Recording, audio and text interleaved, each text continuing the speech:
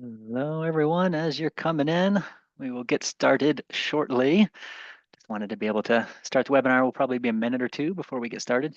A couple logistics things though, while we're waiting on folks to come in. If you can throw out in the chat, if you have ever used Harmonize before, or if you have access to Harmonize, or sort of what your Harmonize experience level is, because we often run these webinars in two tracks, like the things we teach are not Harmonize specific, but we will demo them in Harmonize. And if everyone here happens to be a Harmonize user, well, we could dig a little more on that. If not, we will stay away from some of that. So find your webinar chat and throw out where you're from and if you have any experience with Harmonize, so we know kind of how shallow or how deep to go on any of these topics. That will be awesome. It's going to be a relatively small webinar today. Hey, Liz, good to see you. I guess I should have clicked on the attendees list because I'll probably recognize people. Kate, Geneva, Liz. Yep, excellent. Other folks. Only Liz is put in the chat yet, though. We have to follow Liz's lead. Wallace State Hansville, great. Crystal. All right, so let's dive into some logistics of the webinar, and we can do some introductions of ourselves while we're waiting on folks to come in. So starting with introductions, my name's Marcus, one of the owners of Harmonize. I have with me two folks. Alex is our instructional designer, who has put together a lot of the information in today's session. And I have with me David, who runs a bunch of our webinars highlighting different ways instructors are using Harmonize and teaching in specific subject areas. So we three are the webinar team, if you will. David will be monitoring the chat. Alex and I will be kind of bouncing back forth on topics so that we can have a breather between things, so that we're not just listening to one person talk the whole time. We will be recording this, so we will send it out after a couple days. I'll give David a couple days to get it out afterwards. In terms of questions, go ahead and put those into the chat. If you have them, you're also welcome to raise your hand. If you'd prefer to ask your question in voice, we can do so. So we'll watch for those hand raised. If that's your comfort level, we can promote you and allow you to talk. Otherwise, throw them into the chat so everybody can see them. Throw comments into the chat as well. Like I think half the fun of a webinar is hearing from other people as well. So it doesn't have to be all our ideas all the time as we're diving into it. Okay, so today, I think that was it on logistics, wasn't it? Alex, David, did I miss anything? I got the nod. Okay, cool. All right, so what today's webinar is about. So a lot of times we think about engagement. Most people think discussion forums, and they think, I as an instructor, how am I going to have the time to continue to engage all 30 of these students that are in a remote setting? How do I do that on a regular basis? How do I get them pulled in? How do I not drive myself crazy trying to accomplish that? And so I like to think about this. I think we even put this in the description, but not to be too alcoholic centric, but I think of it as a cocktail party. Like you don't just jump into the cocktail party and start having an intense, deep conversation with everyone who's there. There's small talk. There's little things that happen along the way that kind of help you get to know your get fellow people at the party, or in this case, classmates. And how do you do those as an instructor in a way that's not just going to eat up tons of time? So we're going to bounce through a bunch of ideas in this. We're going to call out other tools you can use to do these things. So if you are, like I saw, Scott's not a Harmonize user, so we'll be calling out other ways to accomplish this. We will be demoing these things in Harmonize, and if we can, we will get you some help guides, although I realize I didn't ask this ahead of time. So if there are particular help guides on some of these topics for those that are Harmonize users on how to get some of these things set up, we can drop those into the chat for you as well. But we will be calling out other tools. And if you have tools that you've used or can think of to do this that other folks could benefit from, feel free to put these in the chat. This is not a Harmonize specific thing. So if someone can benefit from a tool you've used to do something like this in the past, please put it in the chat so that everyone can benefit from that. All right, sound good? Alex, is there anything else I missed in our intro? No, I think you got it. All right, and you're going to do the screen share, and I will dive in. Actually, I think the first one is me, right? It might be me, but you can do it if you want to. You No, like you the do it. creative introductions, don't you? It was the pink versus purple. They were too similar in colors of which ones we were going to take. So you go first. Yes, a lesson for those at home. Don't color code with pink and purple. Too similar. So We'll dive in with some creative introductions. So Marcus and I were talking about different things you could do, like he said, to engage students. And in this case, like if we're gonna, can we do the whole cocktail party metaphor? I love it. You're gonna get your cocktail party started by having people introduce themselves to each other. This is kind of the first step. Doing a cool introduction discussion in your course. That's something that most courses have. And in Harmonize, you can do, or your platform of your choosing, you can invite your students not just to introduce themselves, but to do cool things like upload images and record video. And then as far as something that's going to make this time saving in Harmonize, you can do it as an auto-graded discussion, so that it actually sort of like the grading gets taken care of for you. And then that frees you up to do the fun thing of actually like saying, hi, cool student who goes mountain biking or something like that. Sorry, Marcus, I cut you off. I should have jumped in and said as well, like this one doesn't have to be graded. This can be entirely ungraded. But I would say you're going to have to find some way to encourage your students to do it. So this one doesn't have an easy corollary in other software to use because you do need the auto grading feature, although I think Canvas just released or is going to release someday soon, maybe, auto grading based on multiple due dates. So you can probably accomplish this in Canvas now, or will be able to in the upcoming couple months in terms of the actual auto grading portion of things. So back to you, Alex. You could also choose, like some LMSs have a sort of incomplete complete grading system where it doesn't do it for you, but you can at least kind of make it quicker to check off if someone did something or not. So that could be an option as well. Another way to save time with this is maybe you're thinking, oh, is it going to take me a long time to write instructions for my topic? You can use an AI assist to help you draft your instructions for this introductory topic, which will then free you up to spend your time recording your own cool introduction video, as instructor Marcus has here. And if you're in Harmonize, you can actually use our instruction generating tool to help you with that. If you're not, you can go out to AI and get some assistance that way. But one cool thing to know about our instruction generating tool, sometimes like you can feel very locked in with the kinds of prompts it's generating. But if it generates something you don't like, down at the bottom, there will be a make suggestions box and you can put in like whatever you want to there and get it to generate some really cool introduction activities. Kate asked a Grant's question about how to group students that I think would be a good one to jump into here. I've seen, so there's a couple things.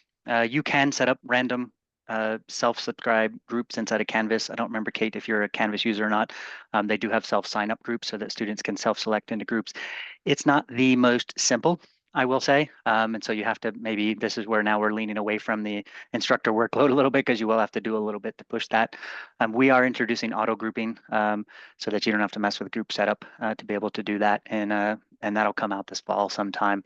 I have seen, if you aren't using Harmonize or you're just doing discussions in general, have students self-select into multiple discussion topics. I've seen it being like if you're trying to group them by specific interest areas, you can have them do that. You can also have students submit high-level posts that are their initial topic of what they're trying to be interested in. I'm a sports and athletic person. I'm a whatever type of thing. When you're thinking about how to craft this, though, I do think it's important to, in some way, start the academic process by trying to get them to think about how does their own humanity tie into this course's topic, and so try to get them to do that in some way. I've seen instructors do this where they actually have AI generate an image of them plus their relationship to the content that's going to be taught in the course so that they can actually do the introduction, but they're thinking about the course material as well. So it's not just like, hey, I like turtles. It's great. Like, yeah, I'm in a biology class and the turtle ecosystem is something that I'm really interested in hoping to learn inside of this class as we go through it. So for Kate, maybe follow up with that particular question with the discussion topics, because that's going to get really deep into the Harmonize side of things, and I don't want to drag us into that for those that aren't in Harmonize, but I can follow up with you after that as well to be able to generate. All right. Oh, you got your next button lined all up in a module. You're so awesome, Alex. All right, so this one, now we're going to back way off on the level of engagement. So that one was not really academic, talking about themselves. So there's no stress. They're starting to get started with the content. They're starting to think about the course. The very next thing that I see a lot of instructors do that is total low stakes is to actually have them consume some content and answer some sort of poll question or series of poll questions or a series of micro quizzes or something about this. Best bet is to have those auto-graded. So if it's a Canvas quiz, auto-graded. In our case with polls, there's no correct answer, auto-graded. The idea here is that anytime anyone is consuming content, they want to know that what they should be thinking about. It's a little guided. They want to have an activity that they need to do, which keeps them a little more engaged. And ideally, they want to see what their fellow students think about this topic as well.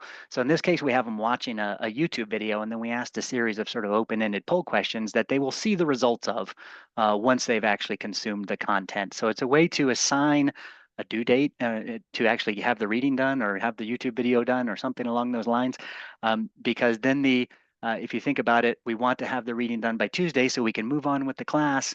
If you're using our tool, the two are mixed together.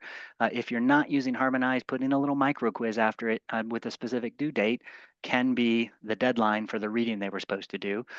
So we're causing them to share information. We're causing them to engage. We're causing them to see what other people are saying about the content. So they're starting to engage very anonymously with each other. But this is kind of that warm-up piece that we were talking about of like, I am in a class. I'm actually expected to contribute to the class. I actually am in this with my peers. I need to see what they say. That type of real low-level stuff can be quite good to sort of get the conversation going and get them accustomed to this idea that their opinion matters. You can do this with Google Forms. If you don't have access to Harmonize and don't want to do it as a quiz, you can set up, there's a ton of polling things, poll questions out there, or poll tools out there that you can use that are free to use as well. If people have a free poll tool that they like, you could throw it out in the chat. But the whole idea is consume some content, answer some very simple questions. Ideally, there's not even a right answer. It's getting them to start thinking more open-endedly about their opinions with respect to the content and a way to be able to see it. We don't have a word cloud thing built into Harmonize, but I do love word clouds as well. There's a Mentimeter is one out there that's super awesome and free to use where you can actually have them contribute to a word cloud about it so that they're actually seeing their opinions form into a big word cloud as they're starting to consume content. Very low stakes.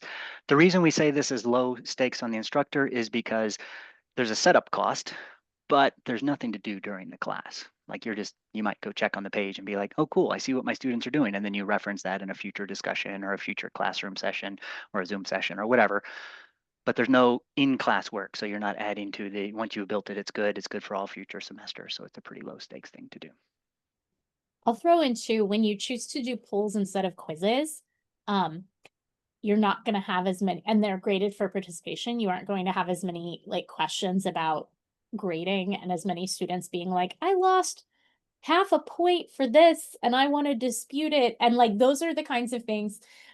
I'm speaking from my real past as an instructor here. These are the kinds of things that can really eat up your time, even on like, so like even a quiz tends to have like a grading load associated, even if it auto grades, because students come in sort of dispute grading and stuff like that. So the cool thing about a poll is they can usually see based on how they've answered whether they were right or not, because they're like, oh, 95% of the class said X and I said Y. So I do know now that but they're, because it's not graded, they're not like for correctness, it's only graded for participation. They're not going to come dispute with you what the real right answer was. And then you as an instructor can go in and see like, oh, my class is struggling with this. Maybe I'm going to talk about that a little more. So it becomes like a good low stakes, low effort way, like Marcus said, to engage them and then also to hopefully reteach anything you need to reteach. Right. The next thing we're going to cover is Alex is to cover as well, but I want to highlight the tools that you can use to do this if you're not a Harmonize user. So next one's going to be document annotation with auto grading. There are many tools that do this type of thing. If you have access to Hypothesis at your institution as a similar thing where there can be a document that you're annotating, Perusal does this, and they have a free version if you carefully set it up so it doesn't charge your students. You can do that. You can also do this in Google Docs with anonymous commenting, obviously not integrated with the LMS. So there's a lot of ways to accomplish what Alex is about to show next. And without further ado, I'll turn it back over to Alex. Yeah. So social annotation, like Marcus said, this is a way to get students to do the reading that maybe takes a little bit less effort from you. Like a lot of traditional ways to encourage reading involve like reading quizzes and things like that, which again, like take a lot of time to make and grade, and you have students disputing grades. Or like you'll do a discussion about the reading, but the reading's over here and the discussion is over here. And so students try to jump to the discussion without doing the reading. If you have a social annotation tool, students can do the reading, and as they're reading, they can find spots that they want to highlight or drop a pin on. They can make a comment, and then they can come and reply to each other. And so it's a way to merge the discussion and the reading, smoosh them right together. So they're discussing as they are reading. And for every student except the very first one in there, there will in fact already be like student comments there as they're reading. And so it makes it more interactive and engaging for them. But that interaction and engagement is coming from them and isn't something you're having to build in a lot. Right now, like Marcus was saying, for us, this tool doesn't have auto grading, but it will in spring. Did you say, Marcus? Yeah, it's coming out in November, so it'll be ready there for you to build into your spring class. Yay, exciting stuff. So then in our tool, at least, it will grade them on, how many comments they did and how many replies they did. So you can, I think that's the plan. And so it'll be, holding them sort of accountable for having done that base level, met that base level requirement. But then you should see like huge, like I at least saw big gains in my class in terms of reading compliance when I started using a social annotation tool.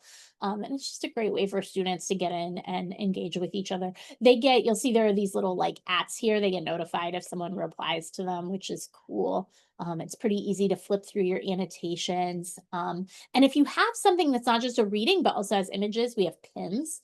So depending on if you're teaching something more like visual, students can actually drop pins for their comments as well. We filed this one under engagement as well because there's a lot of research, and one in particular, there's this framework called the ICAP framework out of ASU, ICAP, that shows that if you can turn something that's a passive reading into an active or interactive activity, they're actually going to get more comprehension out of what they're reading by engaging with each other as they're doing it. It actually drives up the actual outcomes of what they're trying to consume. So this one is if you can use one of the auto-graded versions, is just you have to set it up true. But as long as the students come in and do the thing on time, they are consuming the reading, they are engaging with each other. They're doing it in sort of a well-structured way because there's content for them to look at. And if they are kind of shy, they can come in and see what everybody else is saying before they actually get started. I will say, consider groups. If you have too big of a class on this one, I think most of the tools, except for the Google Doc, will allow you to group students into small groups. For those in here that are harmonized, that are doing Moodle or D2L, groups are coming in the fall as well. So you'll be able to do grouping for those for Canvas and Blackboard. It's already there. So consider that as well from an engagement perspective, because if you have a large class and 50 people, it's going to be a bit of a mess. I don't know, Alex, how big were the classes that you did this with?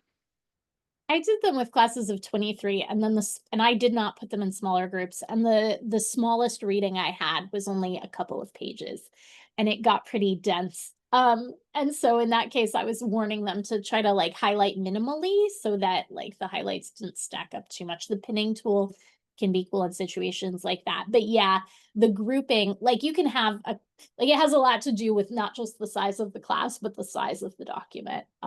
And so that's something to think about for sure. But in general, like 23 students with a solid essay was fine. And just got a little more wild when we were down to only a few pages. So Stepping on each other's toes a lot. yeah, All right, is that good on social annotations? I think so. Let's move right along to, we're now into, Marcus has a series of really cool things he came up with. I think they're really cool. We'll see. So a lot of the conversations we have around engagement is like, oh, in my online class, my students don't engage anymore. They just let ChatGPT answer the discussion questions for them. And how do we combat that while we're still doing engagement? Coming back into, I led in and said we weren't going to do much in discussions, but then some of these ideas are definitely drifting back in discussion. So my apologies, I misled us at the start. I'd forgotten some of these ideas that we had pulled up here. But like having an explicit conversation about AI use in the class is a good way to get your students' opinions expressed, get them thinking about why are you actually teaching something? Like, why is this even in the class? Why should you care? Why am I putting this in there? Um, and then have them actually have a conversation where they are looking at each assignment coming up in the class, either by looking in the syllabus or looking in the modules, wherever they need to find it based on how your class is built. Um, but then discuss what would be an unethical way to use AI and what would be an ethical way to use AI, and have them have a discussion about that. Now, this has a bunch of benefits. One, it causes them to actually look at what's going to happen in the class. So you get them to go ahead and go through and review everything so they understand what's coming. Makes them think about what you're going to teach and why, and it allows them to then take that and outline what they think is ethical or not about it. This is the assumption. The assumption here, and in some instructors I've talked to, they're like, I don't want them to brainstorm how to use AI, and I'm here to say they've already figured this all out, and if they're going to use AI, they're going to use AI. So at least getting them thinking about the why and the how and what's good AI use and what's not, is a way to get them to engage as humans. To then be able to turn around, or at the very least, if they use AI to do it, at least they're going to have a good opinion from AI on what's ethical and not in terms of what's being learned. When you are doing these, I think it's really important that this also sort of lends to the fact that you're probably going to have some explicit AI use that you want them to cite when they're actually further along in the class. So if they do use AI for something, you want them to be able to go ahead and work through it. And so there's going to be times you're okay with that, and there's going to be times you're not. So I'm going to toss out a good asset here into the chat. And Alex, if you can open this one up, this is my favorite AI o-meter, if you will, like the when is AI allowed, when is it not type of thing. And so I don't know if you can pull that one up in the same screen. Having something like this, so if you are going to open the conversation about AI and have them picking apart your course on what's good AI use and not, you also need to be explicit of when you're okay with it. And this is a very simple numerical scheme to be like, here is at the start of the class, here's how we're going to do this. There are going to be times I'm going to ask for no AI, and here's why. In those cases, I'm going to have you present things in video, or I'm going to have you do it in PowerPoint, et cetera, so that you can't even easily use AI. But however, there are going to be times where full AI is allowed, and we've already talked about the ethical way and not when we're having this conversation as you go through. So Yeah, and I love this too because even like in the student example we drafted, um, I actually like for a lot of essay assignments, I actually would not have agreed with, the student is stating something she thinks is an ethical use of AI, but I actually, for a lot of my assignments, would not have wanted this much AI use. And so like this assignment becomes like a really low stakes, low pressure way to unearth if you and your students have disagreements about what ethical AI use is. And then like as Marcus is saying, I think this assessment just makes it really clear because at the end of the day, it's not actually like it can vary per assignment, right? Which is why that's a worthy topic of discussion because it's something you can debate. That's why it's cool to have a discussion about it. But then like when it comes to we're actually doing the assignment, it's good to just be like, and here's my call on what I as your instructor think is ethical use for this. and I So heard you all say this was ethical in the discussion, and I'm here to disagree with you, in fact, that this one is not. for this particular assignment, I don't want you anyway. So yeah. Yeah. Yep.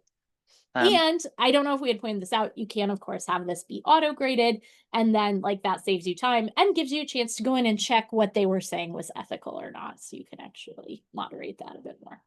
Yeah, this is going to sound weird, but we're not a big fans of defining teaching as grading. It is a great Mhm. time for you to offer feedback and to do critical assessment, but when possible, like keep the low stakes assessments going, let them be auto graded, and then you spend your time actually teaching and facilitating and nudging, because that is way more, I think, and a lot of people in the world think, but not everyone agrees. So you're welcome to disagree with this, but it's a better use of your time because you are then in the classroom discussing with them, nudging them, mentoring them. You're not spending your time in the gradebook after the fact, submitting feedback for them that you hope they read. And there's a lot of research that shows that motivation is actually a good combat against cheating as well. And so if you're in there excited about what they're doing, you're recording a quick video or you're tossing a quick comment on what they're doing, they feel your presence and they're less likely to cheat than if you are sort of an after the fact grader as well. Um, I saw one survey that said it was like a 15 to 20% reduction in cheating that happens just from having a very motivated instructor in a classroom versus not. So something to keep in mind. And then carrying on that same sort of engagement view. So we're doing all these things that are getting people to think about the course and think about the content. Alex, I think this was your idea. This wasn't my idea, was it? Wasn't this one your idea? Oh, Anyway, I don't know. I thought this was yours, but anyway, one of us came up with the idea of, have your students actually do a one-shot um, uh, AI prompt to answer something, and then have them critique it. So this is one step further than just what's good use and what's not. This is like actually use AI. Give us the one prompt you used to answer any particular assignment in the class, and then get the results, share the results, and critique the results, whether you think they were good or bad, what you think was missed or not. This can replace an entire assignment. So instead of being like write an essay, you can be like have AI write an essay and then actually have them critique it. And so Alex built out a content here where they actually uploaded the essay and did a critique of it in terms of what they were doing. I don't think you actually had them share the prompt though, did you? I think I just threw that one in randomly. um yeah, I think I put so you this in this case this is assuming you have the prompt living elsewhere. Okay. Um but yeah, so there's the essay that they generated um is down here, and then they are critiquing it here. Um and I think that's cool because like AI does out it yes, it will generate an essay, but they tend to be stylistically flat, overly formal, simplistic in a lot of ways and lack character. And so I think if you could get your students to start sort of seeing the AI writing for what it is, they will maybe get more excited about doing their own writing that is going to be more idiosyncratic but more fun. And very important in a lit crit course, Liz, you're right. Um, and I will say as well, this is also going to be very educational for those of you who are not as familiar with AI to see what it can actually do, because it is a little terrifying what it can actually do. And your assessments are probably not as resilient as you'd like to think they are for it. Um, we often recommend if you're going to stick with an essay writing assignment, have them do something like this and or have them do a PowerPoint presentation or screen share or something so that it's a little harder for them to do a one-off, make them reflect on the learning, those types of things. So something to keep in mind. This will also be a great way for you to see like the variety of what they're managing to do, how they're approaching it from an AI perspective as well. It can be good too to put in your own, like you said, have them do it or put in your own and see what kind of stuff gets generated. This one has what I consider like a huge AI tell, the giant headings in the middle of it. So you know, when you see what kind of stuff AI generates for your assignments, it gets easier to spot that. Does this imply, Alex, that every time I add large headings in my Google Docs, you accuse me of being an AI bot? No, it's only weird if you submitted them as an essay. If you yes, anyone who has huge heading blocks in the middle of an essay, I'm going to anyway. This is my disclaimer moment where it's also really hard to detect AI. So Yeah. get out of the detection mode, get into the bypassing that in some other way because it's an awkward conversation. It's hard to do correctly 100% of the time. None of the tools actually work to do this 100% of the time. So proceed with caution. That Uh, takes us to. and is this one me or you, Alex? I don't remember. It can be either one of us. It was going to be you, but I'm happy to talk about it as well. But this was the idea of instead of just being like in detection mode, like what can you do to make it a little more resilient, maybe? And we were thinking of that. Could you add a video reflection? Gotcha. Yeah. So the AI, for those that aren't as familiar with AI as well, when you're trying to get your students to engage, if you're worried they're just doing AI in the discussion just over and over and over again, have them actually do something non-textual where they are tacking on some reflection on the learning process. And this one is great from an engagement perspective because the students can actually, if they're doing video or audio, they actually get to see or hear each other. A little harder to do in some tools than others. Most LMSs at this point do allow some type of video and or audio recording. But if you need to do screen share and you're not using Harmonize, you may have to drift out into other things. But you can have them submit the essay, have them stick with it, but have them actually talk about it. It's great from a learning science perspective. It's great from engagement because now all the students can see all the other students talking about the assignment and how they approached it and how it was difficult. Lowers anxiety in the class of like if everybody says it was difficult, you feel like you're more part of the cohort as well. And so it's got a bunch of great benefits to be able to do it. You as the instructor don't have to watch all these videos. This is where the time saving things come in. Get your students to critique each other's reflections as part of the assignment. We'll get into formalized peer critique in a moment as a great way to keep engagement high, but But this one here is like, you can watch it if you think you need a little extra info about them and spot check a few of them and respond to a few of them. So once again, you're spending your time engaging on it, but we're keeping it authentic by having them do this multimedia component. And so you're not having to watch all of them, and you should not watch all of them because it's probably 2 minutes of video plus 30 students in your class is a lot of time. If you do have that time, great, but it's hard to spend that much time on every assignment. You can also in Harmonize set like a time limit to keep them from talking for like 10 minutes, because students can talk a long time about their work, which is awesome. But like if you do want to try to listen to a few of these, you don't want to stumble upon a bunch of like 10-minute videos. So Cool. it's easy. The next one we're going to cover is so let's see, actually a question before we move on. Scott asked, so how would you grade the video reflections? Just submitted or didn't submit? And my answer would be yes to that. It's there as a, did you submit it? It's there, you got the grade, fantastic. And then spot check them. So if you see an essay that looks really kind of AI structured, and then you go listen to the reflection because you wanted to spot check that particular student, and the reflection sounded like they had no idea what the essay was actually about, it's a point for a conversation. And so you're kind of picking and choosing. But if you're flipping through some of the essays and you're like, oh, good, yeah, nice, oh, good, yeah, oh, wait, what's this? Then go watch the video. So it's not graded on the content of the video. It's really just an additional authenticity check, but it's also just good learning science because they had to come back and reflect on the learning when they were doing it. So it's not like it's wasted work on their part. And so you can get to know your students a little better when you feel like you need to as well. From that regard. But yeah, don't grade on the content of a reflection. Just have a be a present or not present type of thing as well. Are we maybe getting transcripts at some point too?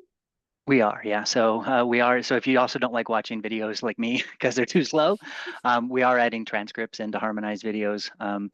And when we are also handling the audio description Title II requirements, we're going to be using AI to pull a lot of that stuff together. So you as an instructor will be able to quickly read and scan the content of what was said without having to watch the video. So the transcript is great. We're doing it, as Scott mentioned, it's accessibility. You would want that transcript. Right now, we auto caption everything. We are pulling that out into a transcript as well, so you can quickly consume it.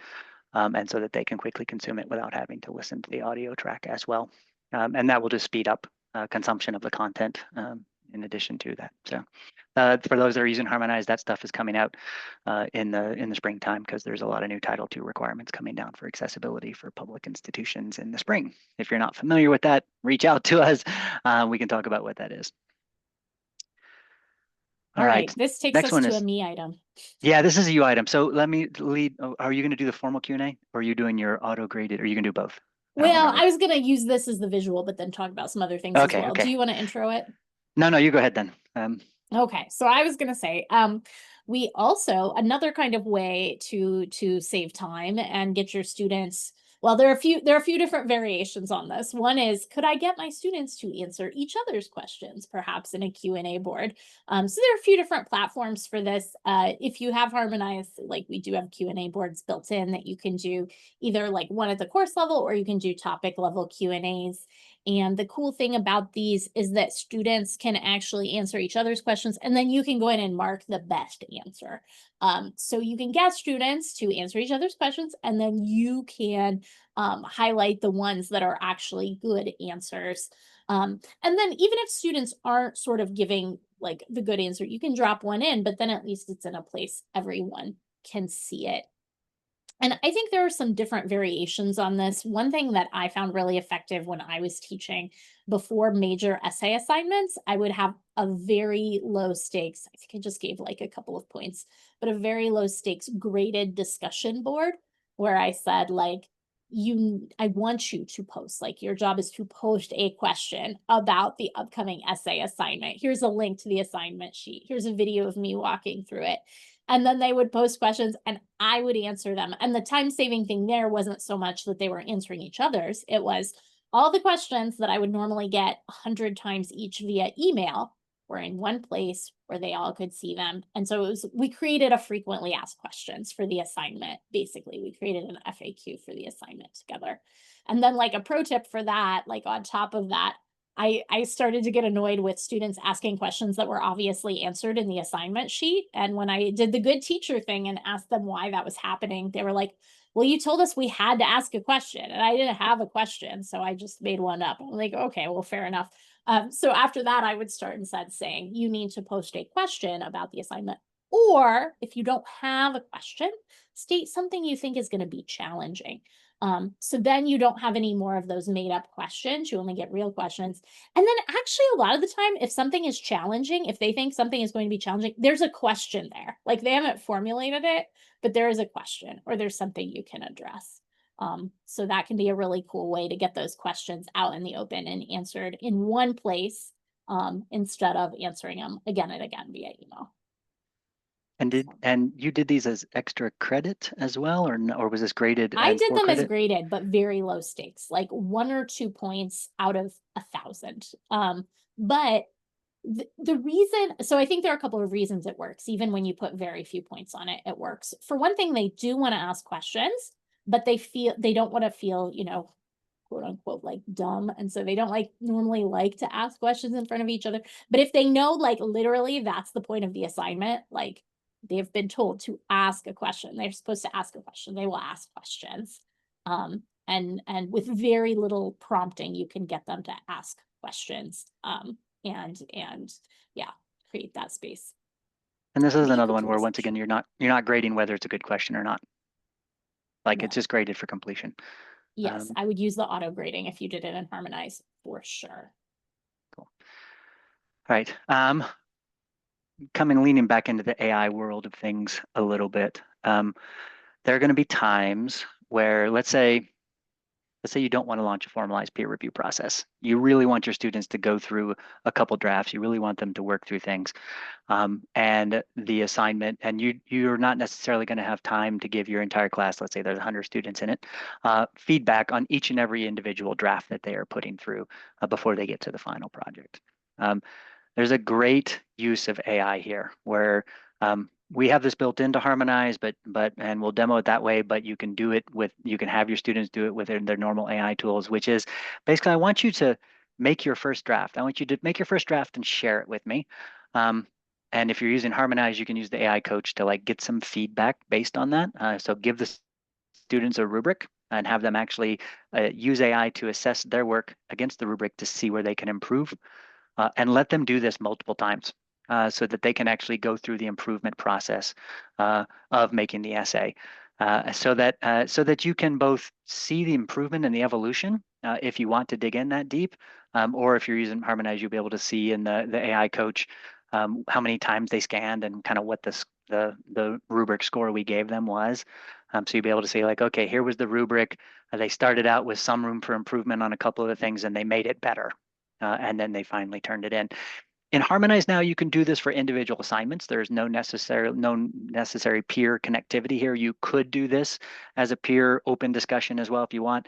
I like this as a private one because there's no pressure to put a good first draft out there, except for the expectation that the instructor is going to see it. But if you already told them, put it out, ask AI for feedback, make a second draft, ask AI for feedback again, make a third draft for them to be able to improve it, they will go through that process privately. It's very kind of emotionally more safe for them to do so. And it's using AI as the sort of peer to be able to do this so that by the time they get to do their final assignment, they have taken feedback from somewhere, be it from AI, be it from peers in a peer critique, be it from you as the instructor along the way. But before you get to the end result, they'll be able to do this. No, Alex, when we were talking through this one, was there any additional thing we wanted to toss in? So we also had them include, in our plan, we were going to have them include a video reflection on sort of like what the feedback was that they received and how they incorporated it into their final draft, because that again creates like a little bit of authenticity. And then the other thing I would say is I love this activity in Harmonize. Like I love students getting real-time writing feedback that is not hand-holdy. Like we showed it here quickly, but we didn't dive deep into it. It's just sort of like pointing them to the parts of the rubric where they can maybe improve. It's not giving them, here's the specific thing I want you to fix. Here's how you can fix it. And I love this use of AI for real-time writing feedback, because if they just go out, I know we're saying like you can use ChatGPT too, but like yes, you can, but like as a warning, ChatGPT like will often then, especially if you're using it in basic mode, will immediately be like, here's your feedback. Now, do you want me to make the changes? And it's like right there immediately. It's not even a separate post. It's like, here's your feedback. And then the feedback ends with, do you want me to do it? And so I I really like the guardrails in Harmonize that help the students leverage this in a good way. And I will say some things I've seen instructors do as well is that they will actually have students share the transcript of the conversation they had with AI. So if you're not using Harmonize to do it, have them share what the conversation was. So then you can see, yeah, it did say, do you want me to make it better? And the student said, no. Great. I mean, sure, they might have asked to make it better in another window, but at the very least, you can lay out that expectation of Yeah. what are you willing to accept from an AI perspective here as well. Some people do screen shares with this, but then it's much slower because you have to watch the student type versus just sharing the transcript, but they can at least verbalize what they're reading and what they're seeing with it. All you have to do for this is just copy and paste the rubric and throw it into AI and throw the actual prompt in and throw the essay in, and it's got all it is. So it's a pretty, even if you're not using Harmonize, you should be aware it's pretty easy for your students to do this. If you're not leaning into AI, they can do it anyway. So at least let them document what they're doing as well. Um, this is a way, once again, to not have you always having to be provide all of the feedback. You can chime in on more of the human side because if they do AI writing of the essays, they're going to be not great. They'll be like B quality work, maybe high C quality work, depending on how much time they spent sculpting the prompts of what they wanted it to say. You reminded me of something else too, like when you said the leaning into the AI. If someone is really like AI savvy and interested, an instructor is really AI savvy and interested, I saw a really cool thing recommended by someone on LinkedIn the other day. Someone in their class I think this was a class that was a little more bent toward AI and understanding AI, but they had their students essentially like train their own AI assistants. In other words, kind of like write a meta prompt that told their AI assistants what they could and couldn't do. And so, like, you could actually sort of have your students create their AI writing tutor that had the guardrails on appropriately if you wanted to. But this is not time saving. This is for people who just like Just this thinking is that. you really you want to run toward this is the people who want to run toward the AI and are very excited about it in different ways. So Yeah, definitely not time savings on that one, but definitely fun. fun, but not time saving. All right, and Alex will cover this last one because she builds the peer review extravaganza. But I do want to put a prompt in. Just a lot of people think of peer review as literature only. Um, it is not literature only, does not have to be literature only. All you're doing is formally making students look at each other's work and using a rubric if you choose to be able to do that. It can be any type of work, media or otherwise. Um, we're going to cover this one in an auto-graded sense because that's how Harmonize can do it. You can do this informally in discussions as well with auto-grading turned on for completion, et cetera, those types of things. But I want you to turn off the thought part of your brain that thinks like peer review English lit courses, because peer review is one of the best ways to combat AI use because the students have to critique each other's work, be it multimedia or otherwise. And so it creates huge engagement, creates huge AI resilience, and is something that if you're just grading for process completion, doesn't necessarily cause a lot more work for you. Having said that, please don't try to use the Canvas peer review tool because it is going to cause you a lot of extra work. So do it informally in a discussion. I would say don't try to ramp up the Canvas peer review tool. That's a lot of what caused us to build our own peer review tool. The other LMSs, I don't even know if they have a peer review tool. So, all right, Alex, all that lead in. Back to you now. I just want people to turn off the lit only part of peer review that's often in people's brains. No, I appreciate that you did that because otherwise people are like, ah, peer review, this part's not for me. And they're so I actually really appreciate that. And peer review, like Marcus said, can help with AI resilience. But it helps even more actually when you are doing something that's not just literature, that maybe is more than just writing. So we do have a cool peer review tool. And in our mockup, we've got the different kinds of things, like Marcus is saying. You can have your students submit their slides or they can create and submit images. They can record videos or record slide presentations. And if you have your students submit these kinds of things for peer review, that's like a little more resilient to AI use. And depending on what platform you're using, you may have some good tools that also help even further. So for example, line comments. So if you're doing writing, having them do line comments is a little bit AI resilient, only because, like, yes, they can ask the AI to generate the line comments, but then they have to go in and like find the spots to put them. So it's just easier to go in and put them in. But if you have your students like recording presentations and then ask them to like leave timestamp feedback in Harmonize, this is something that's harder for the AI to do and is much easier almost for students to do for real. So having your students, design and critique each other's multimedia assignments is pretty neat. But even if you're just doing straight peer review, I think Marcus is right. There's some AI resilience because the students feel a little more accountable to each other, and want to give each other good feedback. What are some other things we could say about this? Yes, this can be auto graded. And in Harmonize, like the auto grading, if you have them copy and paste their draft into the text box, the auto grading can even take into account, did you meet the minimum word count for the draft? Like the title of this, less stress, more success. I used to run peer review all the time. And so much of the stress is just like people not submitting drafts on time, not submitting full drafts, all these kinds of things. So with the auto grading, you can tune it. So they need to submit a draft, they need to submit it on time. They need to do the reviews for each other. So hopefully you can get this activity that's a little more resilient to AI use, but it's not, like Marcus said, it's not going to be such a huge lift for you. Can't stress this enough. Like the feedback so we just launched this peer review tool in the summer. A lot of people have used it, and feedback is like, wow, that just made it easier. Mainly because Alex and I spent hours listening to podcasts about the complaints, and Alex had run peer review, and so we tried to solve all those problems. So this is a bit of a push for those that are using Harmonize for discussions. Give peer review a shot, because if you've tried it before with other tools and it's painful, we were explicitly trying to fix that instructor workload part of things so that you could complete peer review in this AI world without having to fight with the workload side of things. There are other tools out there that do peer review. I don't know if they are as easy to use or not. Hopefully they are. Feedback Fruits is out there, a little hard to set up, I've heard, but easy to use after that. Peerceptive, Critic are some other ones as well. Allison, I didn't see you in here. Allison's one of the people who actually used it. So awesome. She's going to present with us later on in, I don't remember, November sometime about it. So there's a webinar on our website about talking about peer review. And so, yeah, we've had some really good feedback of people doing this, and it really just helps with the peer engagement, because it's putting it out on them to do. That's great learning science, trying to remove as much of the painful process from it as possible. All right.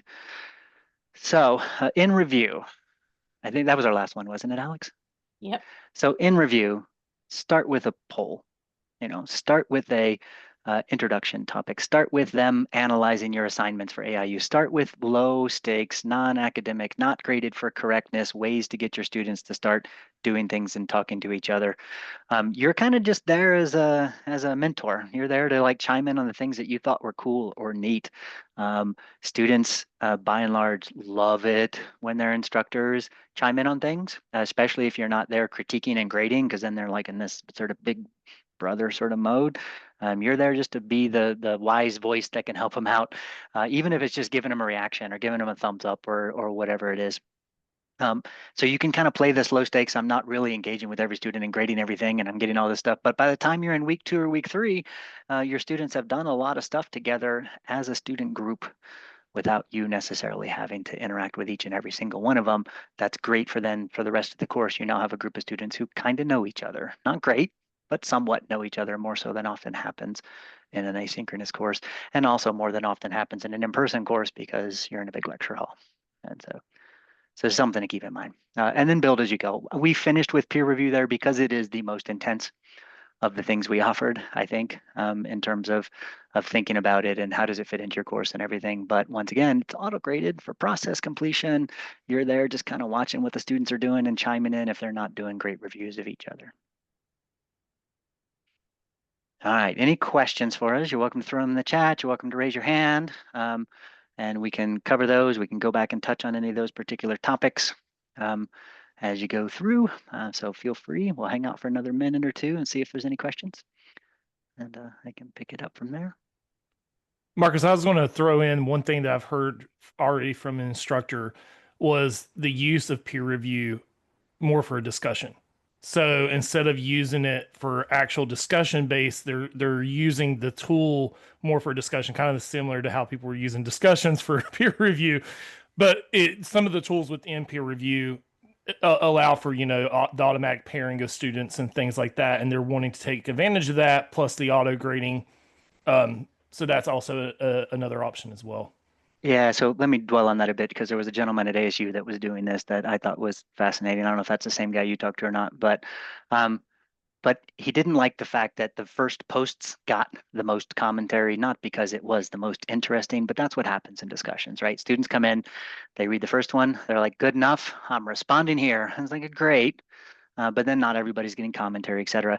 Set up a simple autograded peer review process, even if it's just for discussion, and we're going to assign the students to comment on each other because most of those students are really not going to read more than 2 posts anyway. That's what the data shows. They come in, they read their 2 posts, they comment, they leave. Set up a peer review, they're going to be forced to read somebody else's post and give feedback. You don't have to do rubric scoring in peer review. It can be very informal, what we call qualitative, where you're just like, I left some feedback for you. It had 200 words, great, type of thing. So that everybody's getting a comment, they're being exposed to different opinions. And so it's a replacement for discussions that is just, it's forcing them to spread out more. As well. So that's a good point, David. Like it doesn't have to be, I'm critiquing a paper or I'm critiquing a PowerPoint presentation. It can just be a way to force your students to be exposed to somebody other than the first 5 students that post in the discussion, which is generally what happens. And the same 5 students always post first in the discussion because they're the go-getters. So thank you, David, for that. While we were talking about that, any questions arise? Going once, going twice. All right, awesome. Thank you all for attending. Really appreciate it. I appreciate that you're willing to sit through a webinar to think about new ideas. We'll send this recording out. If you try some of this stuff in your class and you have improvements, like we learned so much of this from the instructors who are using the tools. We build them with a specific idea. They take them and they do something totally different with them. And it's awesome. So when you do that, let us know. And we will, jump on that and we will start promoting that to other people if you're comfortable with it. And as David mentioned in the chat, if there are any folks here who are not Harmonize users, we do free pilots to try it out for a semester, so you can prove to yourself if it works or not. So let us know, and we can help you out with that. Thanks, David. I always forget that there are folks that don't do Harmonize in the room because the majority of people in the room are from Harmonize schools. So, all right, thanks everybody. Have a good day.